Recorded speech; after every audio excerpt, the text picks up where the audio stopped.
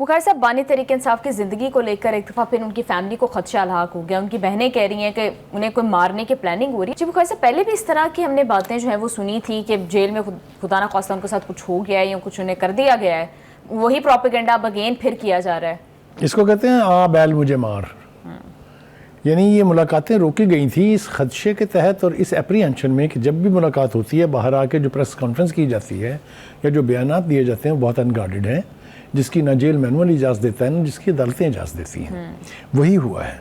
अब ये जो उज़्मा खान साहिबा की जो प्रेस कॉन्फ्रेंस है, अगर मैं इसके कंटेंट पढ़ने लगूँ तो मुझसे तो पढ़ने की ज़रूरत नहीं हो रही है, बाकी कहने की तो आप सोच लें। दो चार बातें जो है वो ज़रा कहना बहुत ज़रूरी है। एक तो वो कह रही है, उन्होंने कह दिया कि जी ये लोग मुझे मार रहे हैं। दूसरा वो कहती हैं कि जी हमें किसी सरकारी अदारे और किसी पुलिस पर एतमाद नहीं है। हाँ जी। तो फिर कौन से मुल्क में रहेंगे वो? एक फिर वो ये कह रहे हैं कि जी अब हमारी जद्दोजहद सड़कों पर होगी। फिर लड़ाई की बात वो तो काफी देर से कर रहे हैं। नहीं तो अब तक क्या कर रहे थे? अब तक हो क्या रहा था? जब से वो जेल गए हैं खास तौर पे, और इवन जब वो वजीर आजम थे तब भी एहतजाजी जलसे, हर जगह जलसे।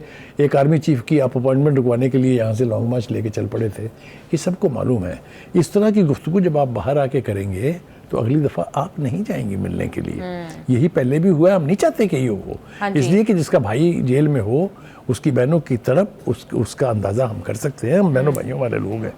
लेकिन क्लियर वार्निंग के बावजूद कोर्ट की भी और हुकूमत की भी कि आप इस तरह की गुफ्तगू से इज्तिनाब करें जिससे इंतशार फैले। तो कहने का मतलब ये है, ये जो प्रोवोकेशन है, एक्ट ऑफ प्रोवोकेशन है, इससे पहले भी कोई फ़ायदा नहीं हुआ और अब भी कोई फ़ायदा नहीं होने जा रहा। मेरे ख्याल से ये इदराक उन्हें होना चाहिए कि इसका अब नुकसान क्या होगा। आप देख लीजिएगा अगली मुलाकात में कितनी मुश्किल पेश आ सकती है। बिल्कुल बुखारी साहब, अभी तो सब ये बात कर रहे थे, सहाफ़ती हलकों में भी यही तज्जिया किया जा रहा था। आप भी ये बात कर रहे थे कि बर्फ पिघलने लगी है, दोनों साइड से कॉन्फिडेंस बिल्डिंग मेजर्स हो रही हैं। जो सियासी लीडर्स हैं पीटीआई के, वो भी मुस्बत बात कर रहे थे और एट द सेम टाइम हुकूमत भी सहूलतें देना शुरू हो गई थी और बात शायद अल्टीमेटली रिहाई की तरफ या केसेस के टाइमली लगने की तरफ जाती। लेकिन अब बहनों ने एक नए सिरे से सियासत और प्रोपेगेंडा का आगाज़ कर दिया। ये बहुत ही अनफॉर्चुनेट बात है, मुझे नहीं कहनी चाहिए, लेकिन ये तासुर है और ये बात हो रही है कि बहनों समेत कोई भी लीडर पीटीआई का नहीं चाहता कि बानी किसी तरह से जेल से बाहर आ जाए, क्योंकि जिस दिन वो बाहर आ जाए इन सब की दुकानें बंद हो जाएंगी। ये तो आपको पता है ना, क्योंकि वो तो अपने सिवा किसी और को ना उन्होंने पनपने दिया है ना ही वो पनपने देंगे। अगर आप इनको तो छोड़िए, चलिए तो बहनें, इनके दिल में अपने भाई का दर्द भी है, गुस्सा भी है, समझ में आती हैं। वो एक केपीके के वजीर आला होते हैं सुहेल अफरीदी साहब, उनको एक नई दरफुंतनी सूझी है। उन्होंने कहा है कि जी मैं तो जा रहा हूँ बनाने एक फोर्स, बानी रिहाई फोर्स। ओ भाई, पूरा केपीके का सूबा, पूरी केपीके की हुकूमत, पूरी केपीके के अदारे तो ऑलरेडी बने हुए हैं फोर्स। आपने पिछले 2 साल में बानी की रिहाई के ट्रेन चलाने के अलावा और किया क्या है? तो इस फोर्स की जरूरत आपको क्या पेश हो गई? आप तो सारे के सारे फोर्स हैं। जी बिल्कुल बुखारी साहब, सुहेल अफरीदी साहब क्या कह रहे हैं वो भी जरा देख लेते हैं। मुझे लगता है कि घी सीधी उंगली से नहीं निकलेगा, अभी उंगली थोड़ी टेढ़ी करने पड़ेगी। मैं ऐलान करता हूं कि मैं स्ट्रीट मूवमेंट की तैयारी के लिए इमरान खान रिहाई फोर्स का ऐलान करता हूं, जिसमें पाकिस्तान के तमाम नौजवान, मेरे भाई, मेरी बहनें उसमें शरीक होंगी। इसमें हम मेंबरशिप करेंगे। इस इमरान खान रिहाई फोर्स का पुरअमन जदोजहद काम होगा और जिस दिन इंशाअल्लाह ताला हम इमरान खान साहब को रिहा करेंगे, उस दिन इमरान खान साहब इनका शुक्रिया अदा करके इसको डिसॉल्व कर देंगे। इनका काम यहीं तक होगा। जी बुखारी साहब, आपको लगता है कि कोई रिहाई फोर्स जो है वो खान साहब को रिहा करवा सकती है? क्योंकि माजी में भी लीडर्स जेल गए, लेकिन इस तरह की फोर्सेस तो कभी नहीं बनी। देखिए, बना के देख लें। आपने देखा कि अब इनकी हालत ये है कि 8 फरवरी का एहतजाज आपके सामने, जब उन्होंने कहा था कि मुल्क का पहिया जाम हो जाएगा, लोगों ने जिस खुशू के साथ बसंत मनाई और पूरे मुल्क में एक दुकान बंद नहीं हुई है, आपके सामने है मंजरनामा। अब ये वो फिर कह रहे हैं कि पूरे का पूरा सूबा निकल आएगा। ये मंजरनामा बयान तो ज़बानी किया जा सकता है, लेकिन इसको अमली जमा पहनाने के लिए बात जो है वो फिर बहुत दूर तलक जाएगी। देखिए, ये फोर्सें बनाने के साथ साथ 2 दफ़ा मरकज़ पर चढ़ाई हो चुकी है कब्ज़ा करने के लिए। एक इकाई फेडरेशन के मरकज़ पर कब्ज़ा करने के लिए आई थी, फोर्सेस लेके, पूरी सूबाई काबीना लेके, पूरे सूबाई वसाइल लेके, पूरी हत्ता के जो सिविल डिफेंस की गाड़ियाँ होती हैं आग बुझाने वाली, वो तक साथ लेके आए थे, जो अब तक फेडरेशन के कब्ज़े में वापस नहीं मिली है। तो क्या मिला उसमें?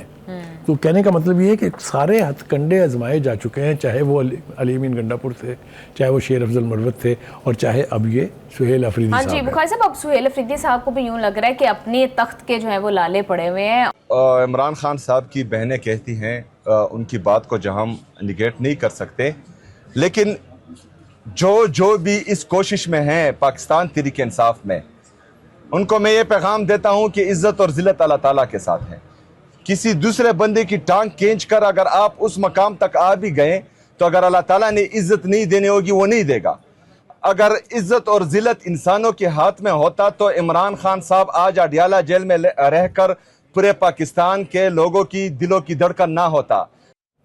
जी बुखारी साहब, क्या सुहेल अफरीदी साहब को वाकई हटाने के ऊपर कोई बात? देखिए, पहली बात तो यह है कि पार्टी के अंदर तफरका और इंतशार तो बहुत डीप रूटेड है, आज से नहीं है।